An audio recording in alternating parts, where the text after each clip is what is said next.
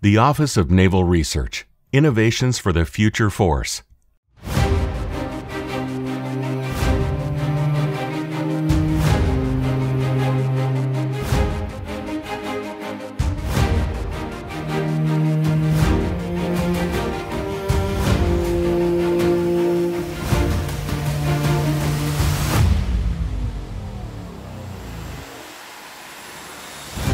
In the U.S. Marine Corps, both Joint Terminal Attack Controllers, known as JTACs, and Fire Support Marines are important to mission success.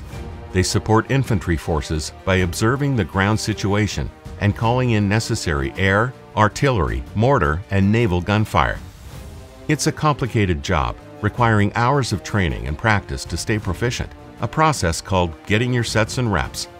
But getting regular sets and reps is challenging, since JTACs and Fire Support Marines have to book time in large indoor simulators or take part in live fire exercises involving expensive ordnance and aircraft.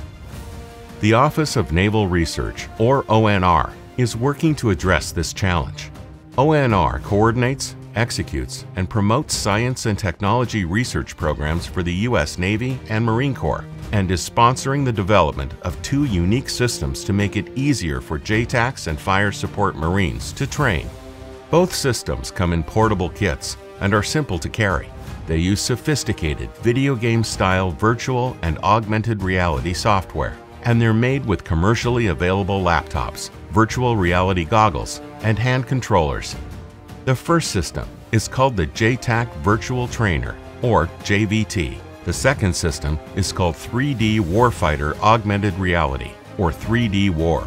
Both allow JTACs and Fire Support Marines to train anytime and anywhere, on base or on deployment.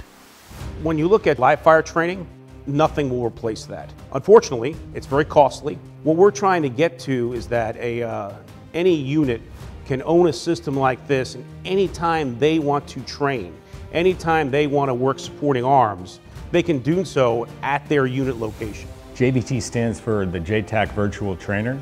It's a fully immersive virtual reality system combined with a commercial video game that allows the Marine Corps JTACs to get sets and reps for training in how to call in fires. JVT has 2 main components. One is a commercial Unity-based video game software captured on a commercial gaming computer, and the other is a cutting-edge virtual reality head-mounted display, HMD, that allows the JTAC or user or operator to be under the hood, as we say, in a fully immersive virtual reality environment. The hand controllers allow the JTAC, the operator, to interact with their simulated equipment. I really like the technology. I think it's a lot different from what we have. It provides kind of more of a real-world view, and it's a lot different from kind of sitting behind a laptop almost. It's convenient, it's effective, and it requires you to get hands-on experience. It forces you to actually get comfortable with the equipment. It's not like just working on a keypad. This kind of technology would give us that ability to keep people as best trained around the clock in an easily deployable environment. In a new changing Marine Corps where we don't always have the opportunity to do live training, we have to do our best to bridge the gap so that people are able to be as best trained as possible at all times. This system here is great for JTACs, JFOs, prospective students of each of those as well, to get their first real grasp at calling for fire, working with aircraft, and running missions.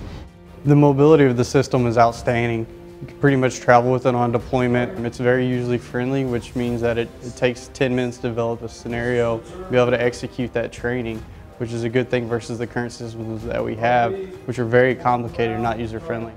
Office of Naval Research has been fantastic. They've sponsored this development effort from pretty much the get-go, and have allowed us to come down here and connect with the Marines to get fast feedback on what to incorporate into the software. The other ONR-sponsored training system is 3D Warfighter Augmented Reality, or 3D WAR. The whole point of Warfighter Augmented Reality is to have the Marine basically put on a visor. He's seeing the real world, but then we're augmenting it with target sets that he prosecutes as part of his job as a professional fire supporter. And it provides you the ability to basically turn any place you are into a training environment. So the equipment for each Marine consists of 3 main components. We have the backpack AR processor, which is pretty much just a computer with backpack straps. We have the head-mounted display, which goes over each Marine's eyes.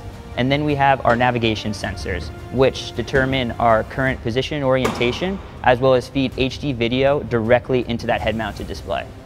So I think this system was pretty cool on the fact that we were outside in the parking garage looking at what's going on in the real world and being able to just throw a target out there and then do a call for fire, do a cast mission on it. I just like the fact that it seems hyper-realistic to me.